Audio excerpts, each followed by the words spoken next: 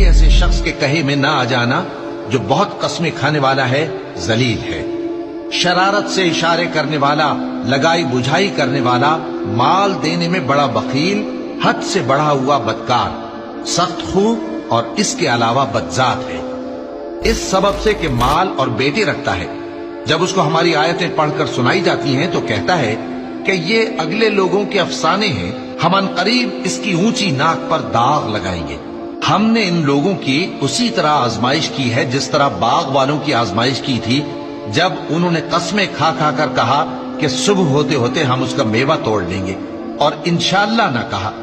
سو وہ ابھی سو ہی رہے تھے کہ تمہارے پروردگار کی طرف سے راتوں رات اس پر ایک آفت پھر گئی، تو وہ ایسا ہو گیا جیسے کٹی ہوئی کھیتی۔ پھر جب صبح ہوئی تو وہ لوگ ایک دوسرے کو پکارنے لگے کہ اگر تم کو کاٹنا ہے تو اپنی کھیتی پر سویرے ہی جا پہنچو